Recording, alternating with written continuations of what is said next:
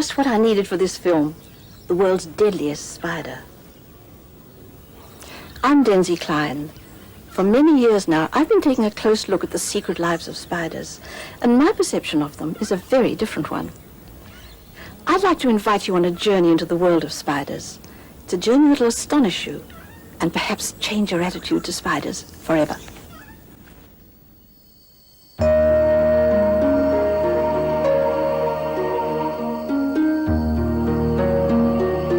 While spiders themselves are usually disliked, their webs can often inspire us with their beauty, and the weaving of an orb web is the ultimate in spider craftsmanship.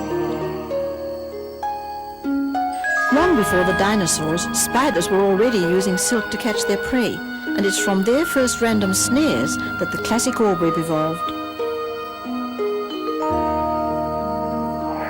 To start a new web, the spider lets out a strand of silk to be carried by air currents to a point of attachment.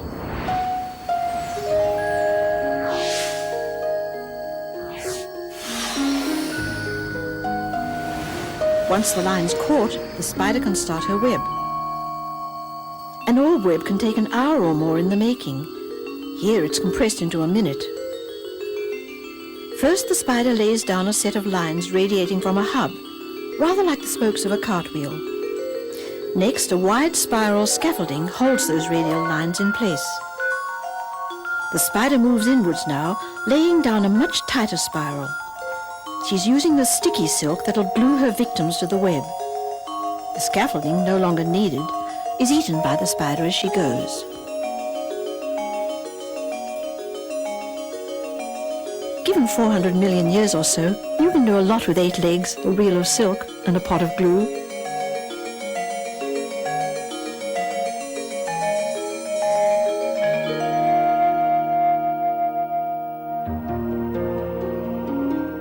The webs of different kinds of spider can vary greatly, and each carries the unmistakable signature of its maker. Perhaps a few lines of embroidery.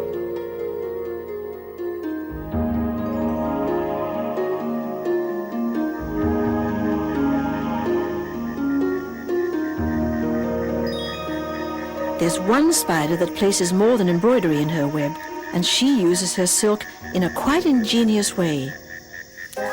She's found in Australia, and her story begins at night on the leaf litter of the forest floor. The spider attaches a leaf to the silk thread that brought her safely down to the ground. Like a worker on a construction site, she hauls herself and the leaf up into the air. But what can a web-building spider want with a simple leaf? Why all the effort to get it several meters up to her building site? Well, unlikely as it seems, when the leaf's placed at the hub of the web, it'll form the spider's retreat or shelter. But not before she's done some work on it. The leaf curler actually uses a spider version of origami. As she weaves from side to side, the silk dries and shrinks, and it's the shrinking property of the silk threads that curls the leaf into shape. It's a job that can take hours, but spiders seem to have infinite patience.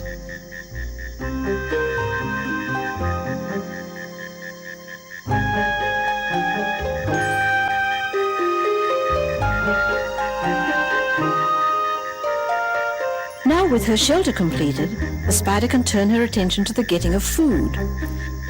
So she's setting up her permanent insect trap right outside her front door. She uses her legs to span and measure the intervals and attach the sticky silk to each radial line in turn. Web spiders have extremely poor sight. Amazingly, it was by touch alone that the spider found her leaf and changed its shape. It's by touch alone now that she weaves the intricate fabric of her web.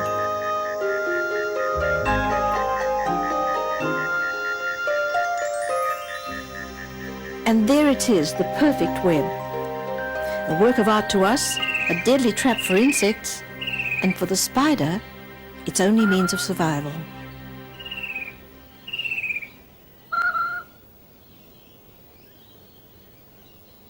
Origami's fine if you've got the time, but some leaf curlers are lazy. So what's wrong with recycling an empty snail shell?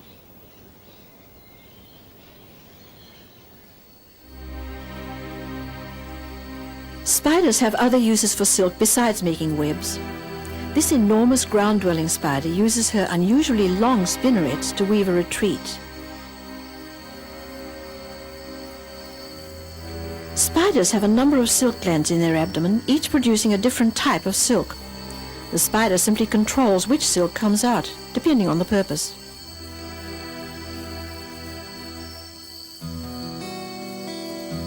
To make an egg sac, a sort of spider nursery, soft silk's used as a lining, while tough silk will cover and protect it.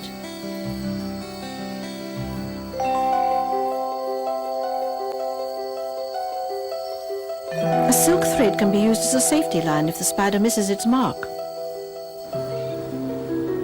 Silk's also used for communication between the sexes. It can turn out to be a male's lifeline, as we'll see later.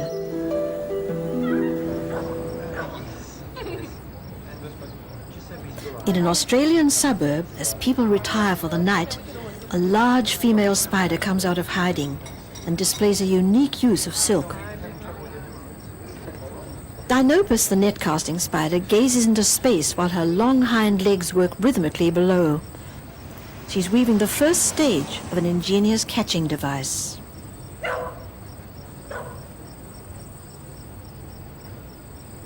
At a rate of about 200 strokes a minute, the spider combs out a special kind of silk with a row of bristles on each of her hind legs.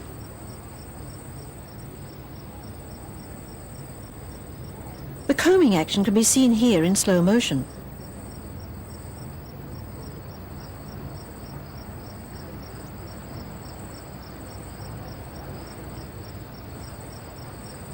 She attaches the finished threads and now starts combing with the other leg.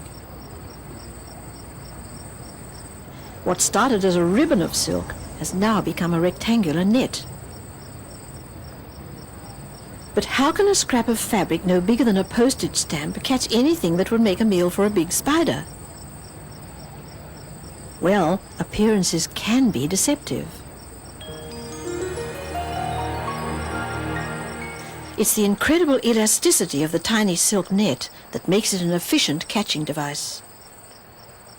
The spider's ambushing spot is directly above an insect highway. Her night vision is 12 times more acute than ours, and she'll detect the slightest movement.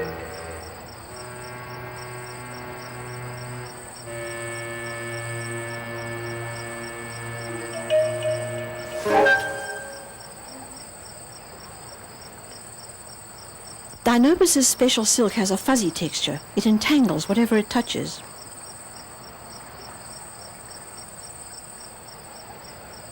But this large ant has a ferocious sting, so the spider must immobilize it further.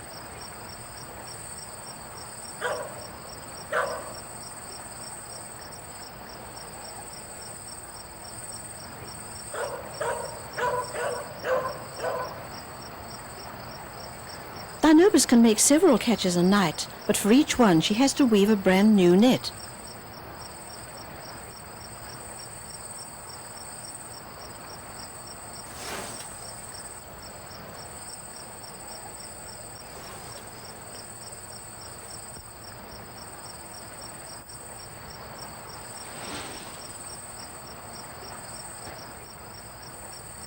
Not all spiders hang about in the air to catch their prey. The earliest spiders lived on the ground and used ambushing techniques, as many of their descendants do today. Down under my feet there's a whole underground world of burrows and holes and hideaways. Among the inhabitants are the trapdoor spiders, best known for their skill at burrowing. The burrows are so well camouflaged they're remarkably hard to see, unless you know where to look. Most spiders live for only a season or so, but the spider I'm looking for could have lived safe and sound in its burrow for more than 20 years. Somewhere on this little patch of ground there's a secret door, a door with the best kind of security. It's virtually invisible. It's the hinged lid of a trapdoor spider. Let's see if she's home. At this time of the day, there's no risk of the spider jumping out. It's down at the bottom, probably wondering who's lifted the lid on its hiding place. Like all good security doors, the lid fits tightly enough to keep the spider's enemies out. A trapdoor spider's burrow can be more than a metre deep. It's lined with silk, perhaps for the spider's comfort. At night, the spider can detect the vibrations of passing insects with its feet, sensing with incredible accuracy whether a passerby is a potential meal.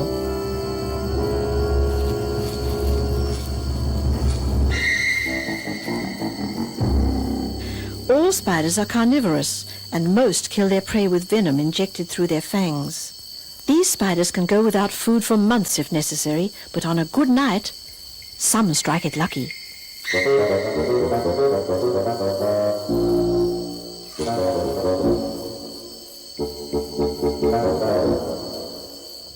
Trapdoor spiders and their close relatives are distinguished by large, downward-striking fangs. The venom's produced as droplets at the tip of the fangs and injected when the spider strikes. But it's the high toxicity of its venom that's made the Sydney funnel-web spider the deadliest spider in the world.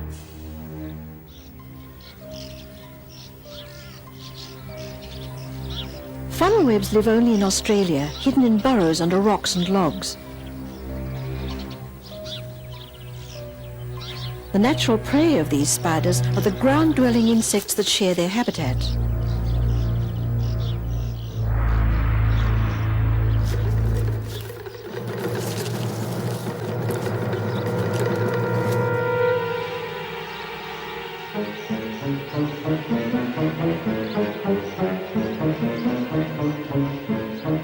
The venom of the male Sydney funnelweb is 5 times more toxic than the female's.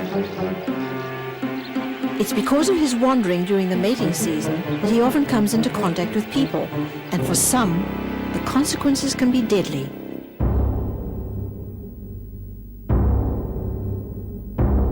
Many people have died from the bite of this spider.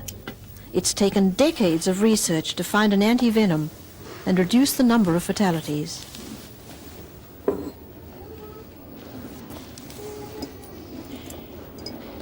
But this is still a lethal spider, and the problem is that Sydney gardeners can accidentally dig them up and set them wandering.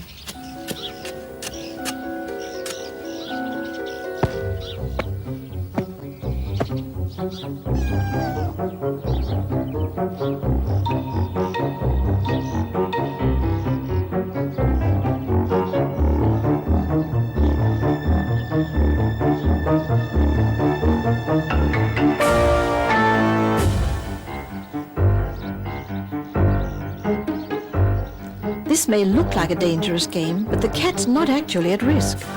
Among backboned animals, the funnelweb's venom is lethal only to the primate group, which is bad luck for people.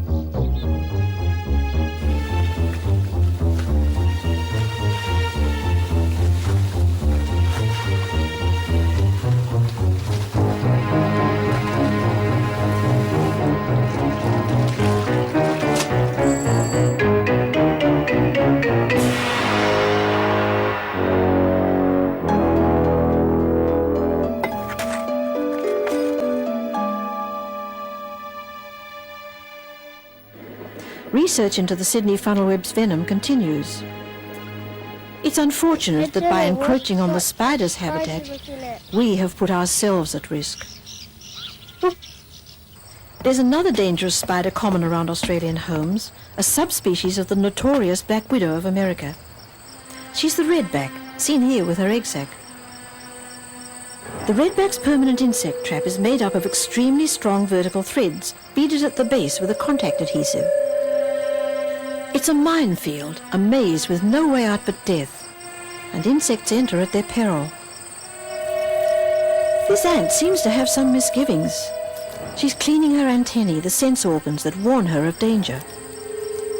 Perhaps she's aware of the assassin waiting above her.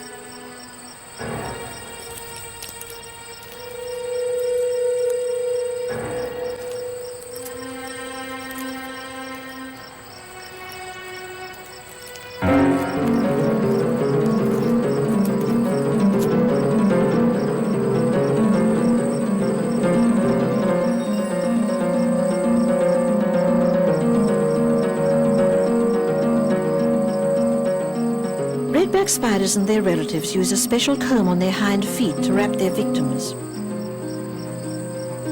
In slow motion, we see the silk as a ribbon of rainbow colors. To the ant, it's simply a shroud.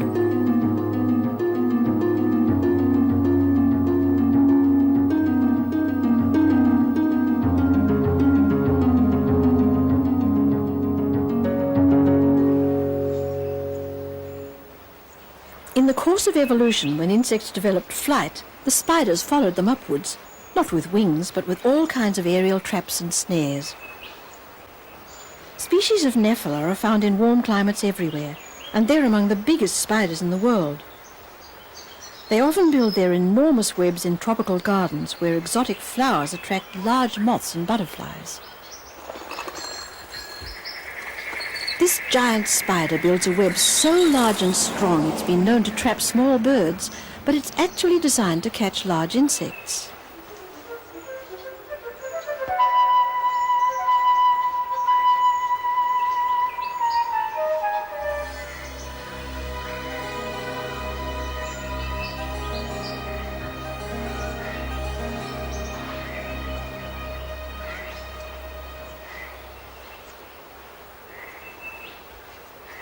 The spider has immobilized the butterfly's wings, but they'll form no part of her meal.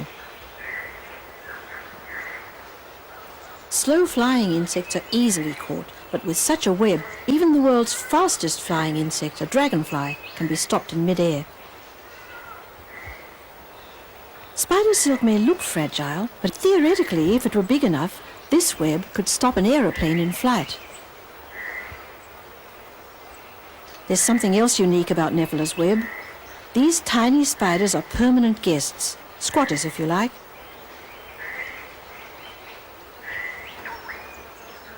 As a rule, anything moving about in a spider's web is likely to get snapped up, but this is a special case. The little spiders feed fearlessly on the crumbs of Nephila's meals. It's an association between two species known as commensalism, which simply means feeding at the same table. The commensals clear the web of tiny, unwanted insects. In return, they get to share the real feasts with their giant hostess.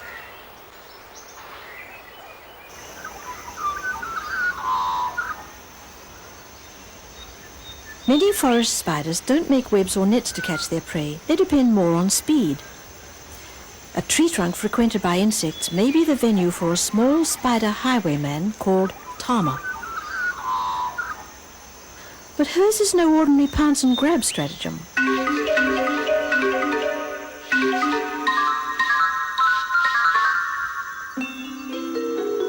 By slowing down the action, we can see how she contains the ant between her two tail-like spinnerets.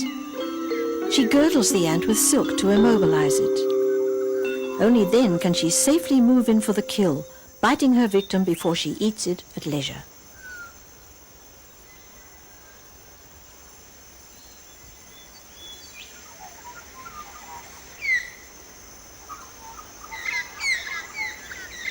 Tama's ambushing spot is also the retreat where she lies up by day, protected by her low profile and camouflage colors.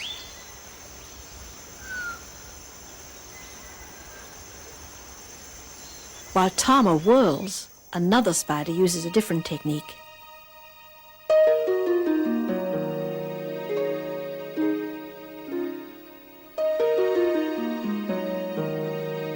Jumping spiders cross the open spaces of their small world by leaping, launching themselves at high speed with their front legs. If a spider lands short of its mark, it'll swing safely back to its starting point.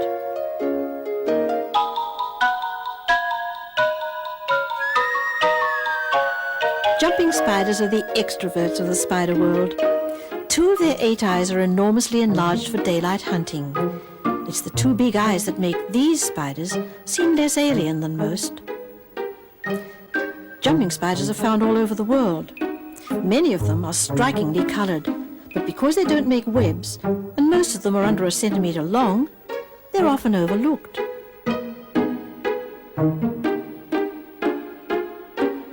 Jumping spiders seek their insect prey on plants. A sunbathing fly can be a real challenge.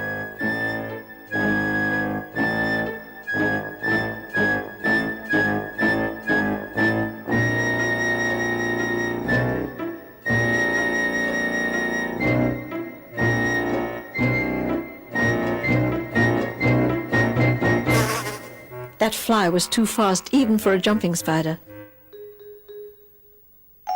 But jumping spiders are efficient predators, and they'll even tackle other spiders. Once their keen eyes have spied a potential meal, it's just a matter of time.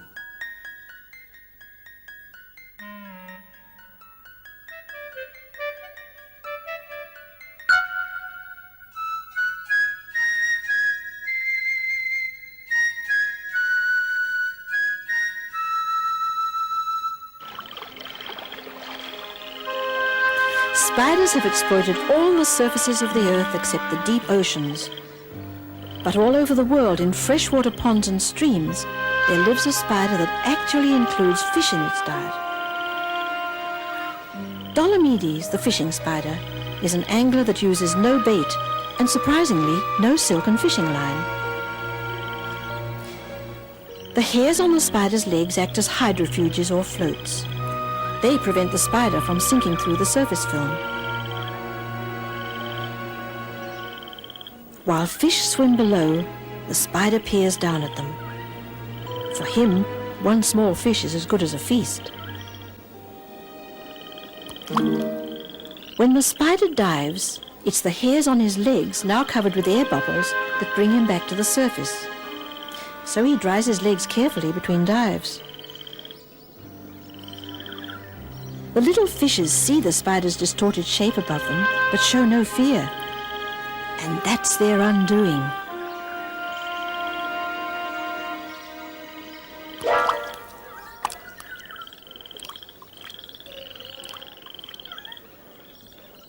Spiders can't eat solid food. They must crush their prey and pre-digest it, then suck it up as a liquid. This one's turning his catch into fish soup.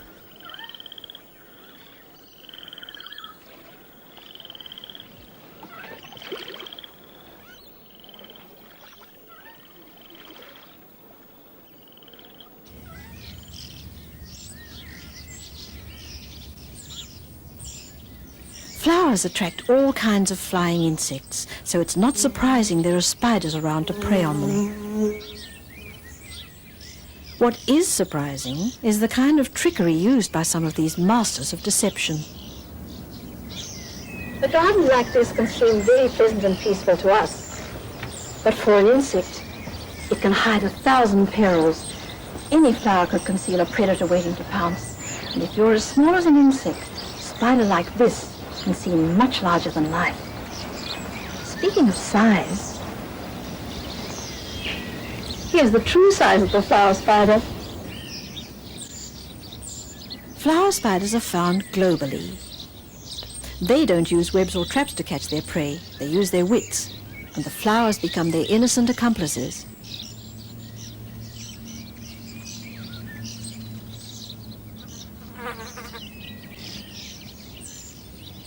Insects that visit flowers by day have keen sight for color and movement. So the spider must blend with the color of the flower and sit absolutely still.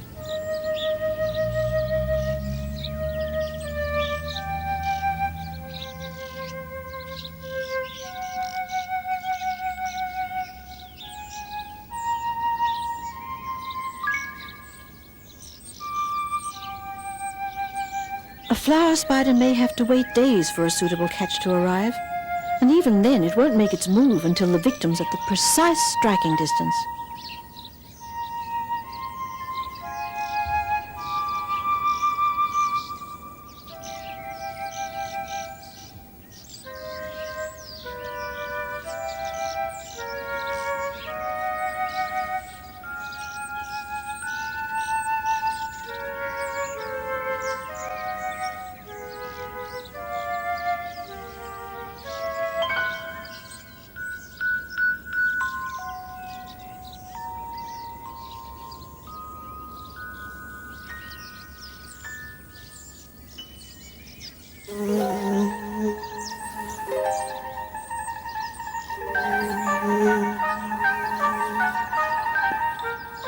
Flower spiders will even catch insects much bigger than themselves.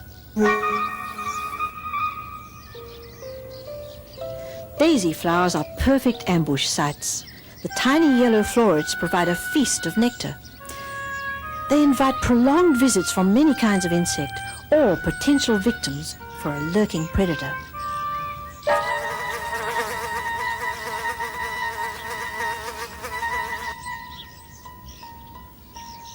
The spider's camouflage is so good, it even fools this butterfly into landing on it.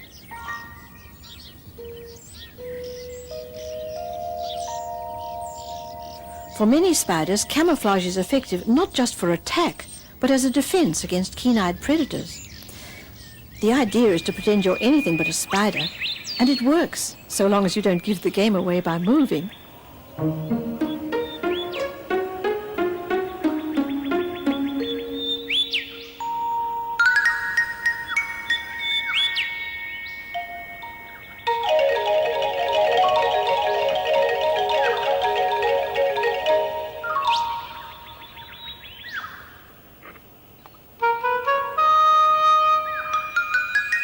Any lump or bump on a tree may turn out to be a spider. This one looks like a bit of debris until it walks away. We ourselves can be as unaware of the spider's amazing deception as their predators are. Believe it or not, there's a spider in this picture.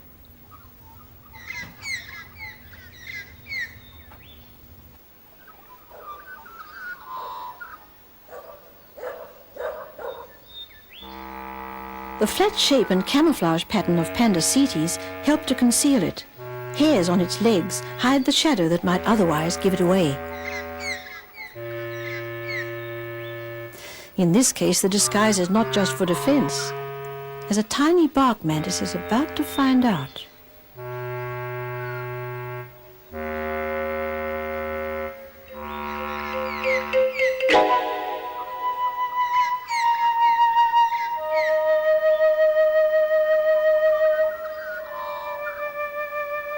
Some spiders do more than look like their surroundings. They actually look like their prey. You can tell this is an ant by her 2 antennae and her 6 legs. But she has a double, a spider. The spider has 8 legs. It waves the 2 extra ones about to imitate the ant's antennae.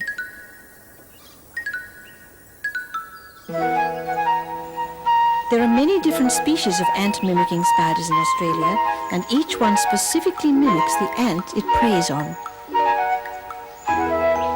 No one knows quite why this particular ant mimic performs such elegant eurythmics. Perhaps it's to attract the ant's attention.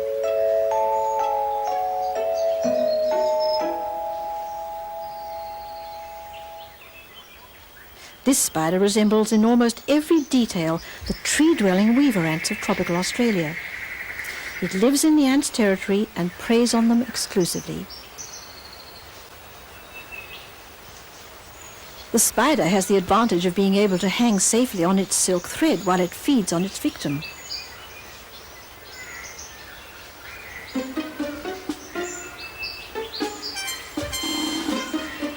But living in enemy territory with the numbers stacked against you is risky. These ants are ferocious hunters. The spider's wary of the ants patrolling above.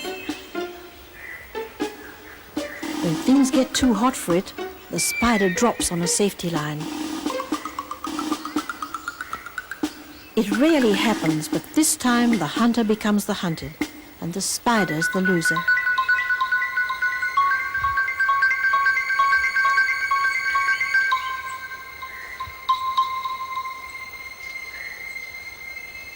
It's one thing to look like your victims, but mimicry can take much stranger forms. Australian meat ants live in large mounded nests at the centre of well-worn foraging tracks. Alongside their trails and nowhere else, a strange little basketwork structure can sometimes be found. It's like a miniature lobster pot, and it's made by a spider unique to Australia that feeds only on these ants. Not surprisingly, it's called the lobster pot spider.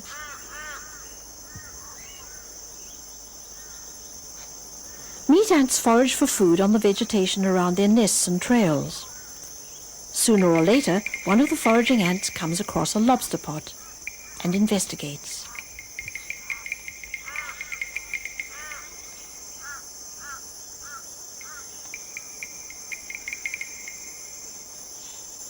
But what's this? Perhaps the spider simply wasn't hungry.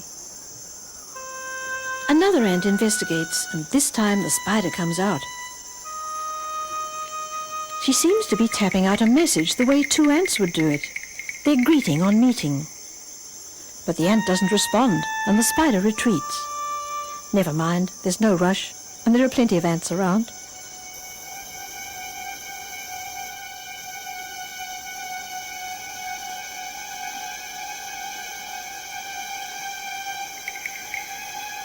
Again, the spider taps out her tactile message and lures the ant into her parlor.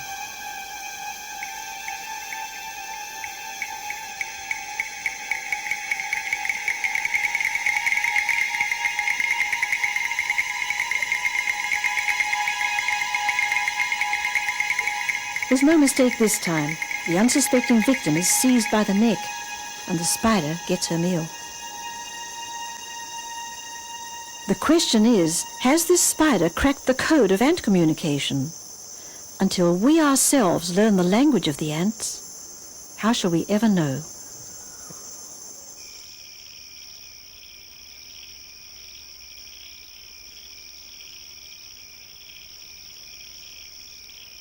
Of all the spiders that hunt by night, the Australian magnificent spider wins the prize for deceit. She catches her prey by an astonishing confidence trick. The magnificent spider is a renegade orb weaver. What she's combing from her spinnerets is all that's left of the classic web of her ancestors.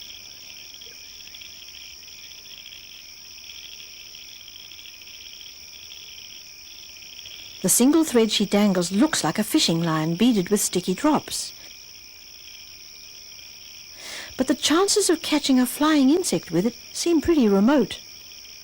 What's more, this spider is a gourmet, feeding only on male moths of a particular kind. Incredibly, the spider lures her victims with the same scent the female moths use to lure the males for mating. You could say she's stolen their secret formula to use as a decoy. When the male moth homes in on the scent, the spider is already swinging for her supper, and her trapline turns out to be more than a fishing line.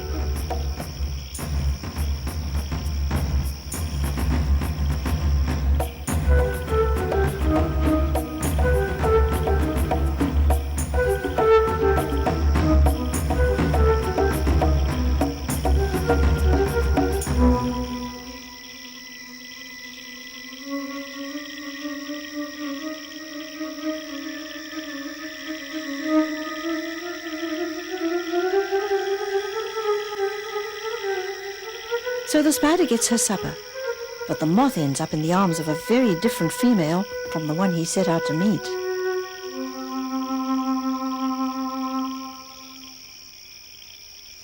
One of the mysteries surrounding this spider is what actually triggered her off to start swinging her trapline.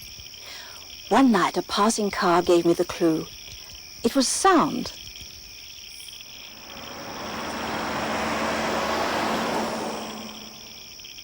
So I thought I'd try out some other sounds.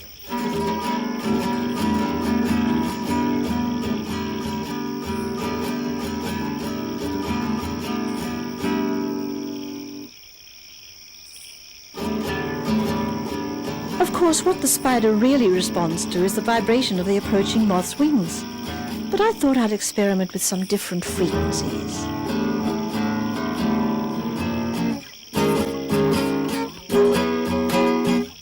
That seemed to work all right. Now I'll just try humming.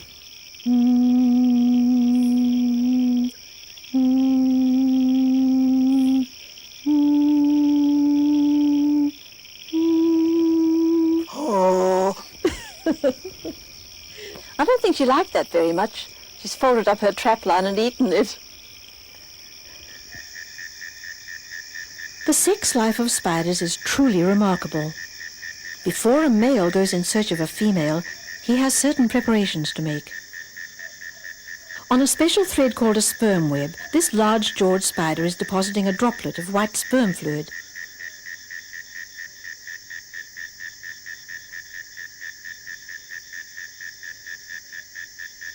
The fluid comes from the spider's genital opening, halfway along his body.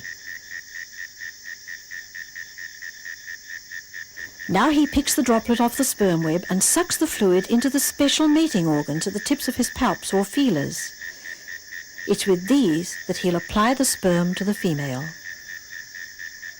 For all male spiders, the reproductive process involves what can only be described as masturbation, followed by artificial insemination of the female. But directly after sperm induction come the rituals of courtship that are vital to a successful mating. Down in the grass, 2 lynx spiders are starting an affair. For all spiders that hunt actively by day, courtship is highly visual.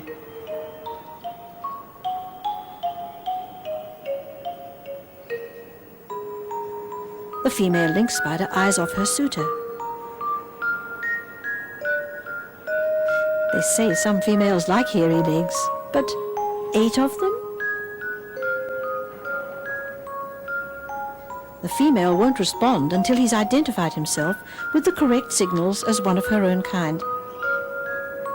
The male uses his conspicuous black palps to indicate his intention to mate.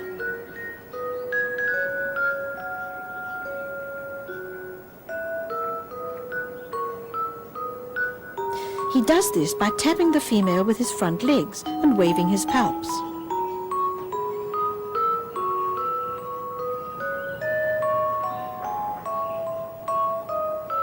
She seems to lead him on and then change her mind. Maybe it was his legs.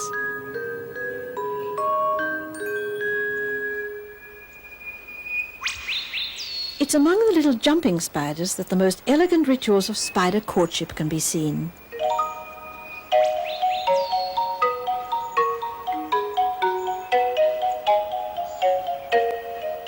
This little female from the tropics can probably recognize her potential mate at a distance by his black face and white side whiskers. But he still has to establish his identity, not with his palps this time, but with his distinctive black legs.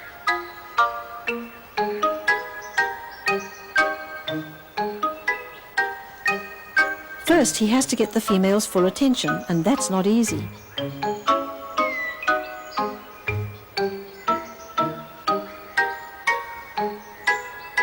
He's persistent and follows her. The male makes his approach with precise, ritualized movements of his front legs, like sending a semaphore message.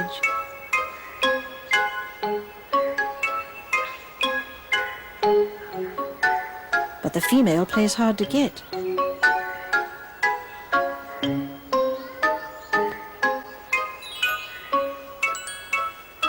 The rituals of courtship and mating are unique to each species.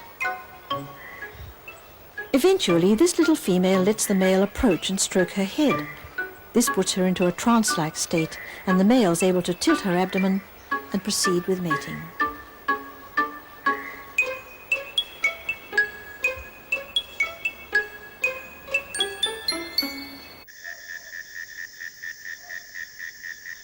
Spiders are highly sensitive to touch and vibration, and communication between males and females is usually tactile.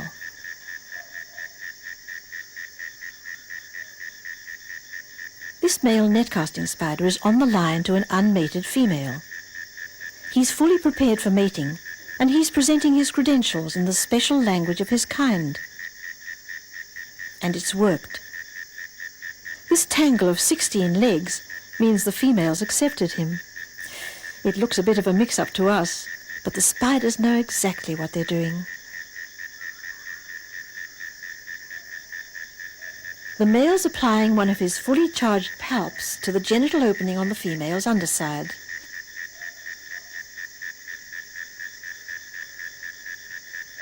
Part of his palp swells like a balloon as he pumps the sperm fluid into her under pressure.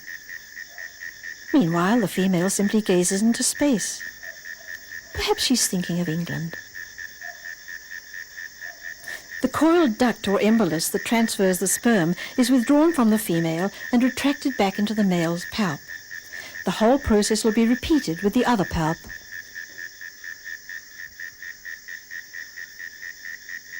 Female spiders need to mate once only. They can store enough sperm to fertilize several batches of eggs.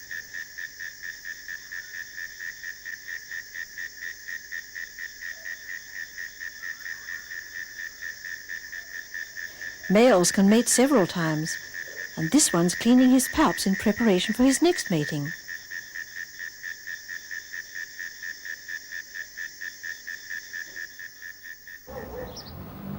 Many people believe that female spiders always eat their mates. When the sexes are about the same size, there's little risk. But the female St. Andrew's cross spider is a giant compared with her mate.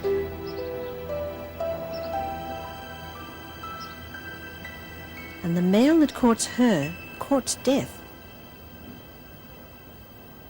When a male spider approaches a female on her web, he takes his life in his hands. He must quickly identify himself as a male rather than a meal. To start with, the little male sits very still on the opposite face of the female's web. He's made a hole in it so he can slip around to her side, but make a dash for safety if she attacks. Now he certainly seems to be risking life and limb to convey a message to the female. The message goes something like this. Look, I think you're a very lovely lady, and I want you to know I'm your kind of guy, and we're going to get on just fine together, so long as you promise to keep your mouth shut. If she doesn't bite his head off for that, he'll go on to the next phase. His object now is to lure her onto more neutral ground, the outskirts of the web. He plucks at the silk thread, playing a tactile serenade that she hears with her feet. She comes out to him, and they mate. But there's something sinister going on behind the male's back. Why is she pulling out that ribbon of silk? It looks as though he might be in trouble. He senses danger and leaps away, but not too far. The experience seems to have left this spider a little unbalanced, not from shock, but because he's only got 7 legs left. The female's eating the 8th one. The drive to reproduce is strong, and the male makes another approach. If he's lucky, he'll succeed. If he's even luckier, he'll survive.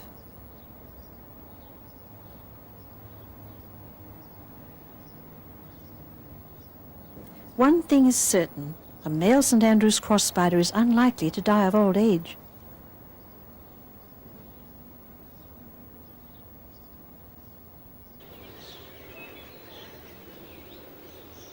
While some female spiders show a certain lack of affection for their mates, when it comes to motherhood, it's quite a different matter. Take wolf spiders. It's not easy to look in on their family life. They tend to shut the door in your face.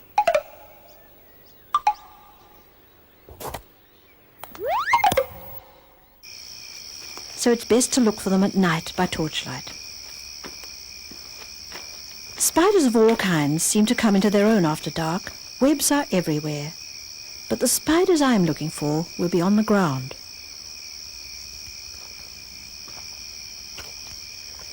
The best way to spot these tiny hunters of the night is to hold the torch right up close to your eyes and shine it on the ground.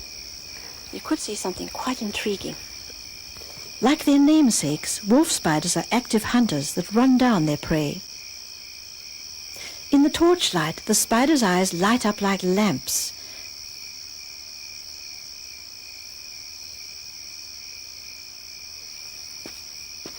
It's their 2 large eyes that catch the light, the ones that give them their excellent night vision. When you get as close as this, you can really see how big those eyes are. But there's something even more remarkable about wolf spiders. The females show a degree of maternal care that you simply wouldn't expect among spiders. Like all spiders, the female encloses her eggs in an egg sac, a cradle lined with the softest silk. The best way for this active spider to keep an eye on her future offspring is to drag them behind her wherever she goes, rather like pushing a pram in reverse. But few spiders risk putting all their eggs in one basket. A magnificent spider has finished the first stage of her egg sac. Now she's laying her eggs, pouring them out like water from a tap. She can lay several thousand eggs over a single season. Now she has hours of weaving ahead of her before the eggs will be safely enclosed. Every species of spider makes a different kind of egg sac.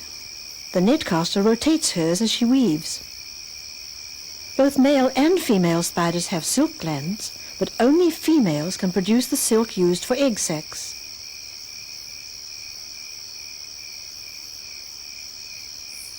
This female seems to have a marvelous eye for symmetry, and yet she sees nothing of what she's doing.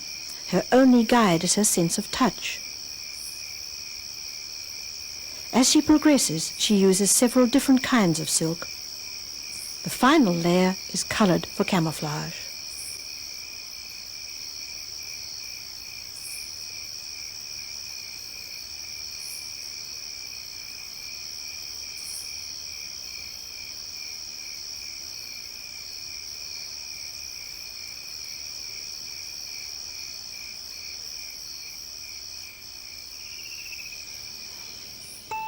Like a jewel box, a spider's egg sac is opened to reveal emerald green spiderlings.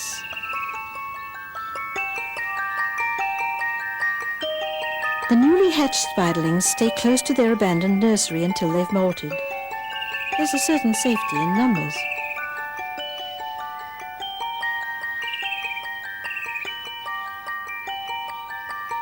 These young spiders have spent the first few weeks of their life cushioned against the elements and safe from predators. Very soon now, they'll be taking their chance with both.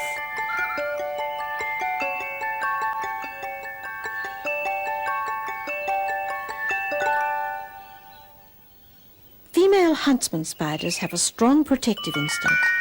They guard their young ones and even provide them with food as they cluster around her mouth.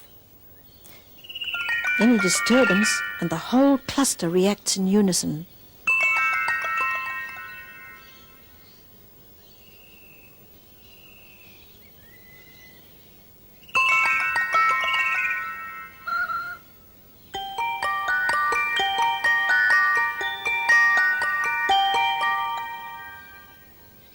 The wolf spider we saw trundling her egg sac behind her carries maternal care even further. It's she who breaks open the egg sac to let the hatchlings out. And now, wherever she goes, her spiderlings ride piggyback, clinging to special hairs on her abdomen.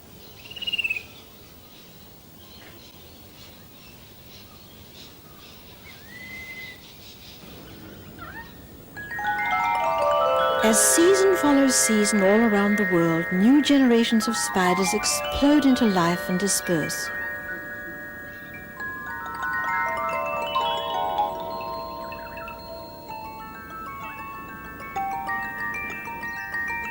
Many will span the spaces of the earth using silken bridges. Others will launch themselves into the air to be carried far and wide. They've even been found as high as 30,000 feet. Most of these young spiders will live only briefly, preyed on by birds, insects, and even their own kind. Those that do survive will need no apprenticeship in the crafts of survival. A baby magnificent spider already swings her trapline like an expert, though she's smaller than the tip of my finger. And guess what? The scent she's using now lures a much smaller kind of male moth. A young net casting spider makes a perfect miniature net. A tiny orb-weaving spider, a born engineer with a genetic blueprint, is making its very first web. But it's not easy when there's interference from the sidelines. Getting sorted out in a confined space with so many siblings around can have its problems.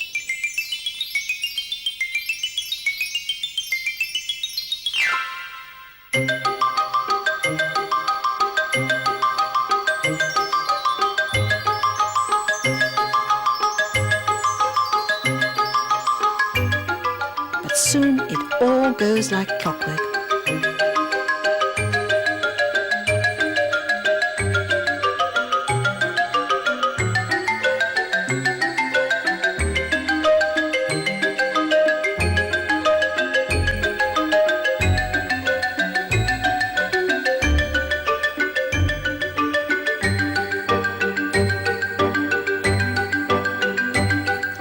Spiders will eventually spread out into their separate territories.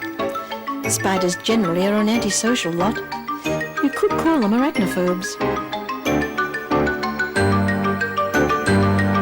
But there's one striking exception. In the tropical forests of Australia, New Guinea and Polynesia, a large spider called Certophora builds an enormous communal web.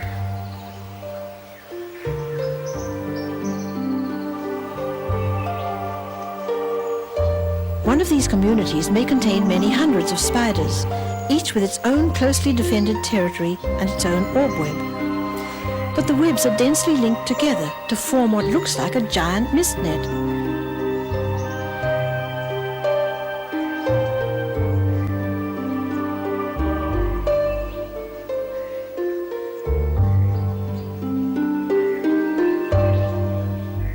When the Certophora spiderlings hatch from their egg sacs, this beautiful floating city becomes their permanent home.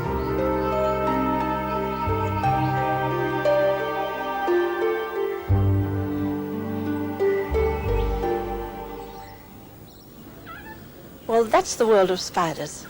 You know, it always surprises me that spiders are so universally feared when out of 40,000 or so different kinds of spider in the world, fewer than a dozen are potentially dangerous to humans. When you think about it, we really owe spiders a debt. They are undoubtedly our best and safest form of insecticide. But for me, as a long-time traveller in the world of spiders, it's been a privilege to share with you just a few of the secrets of their extraordinary lives.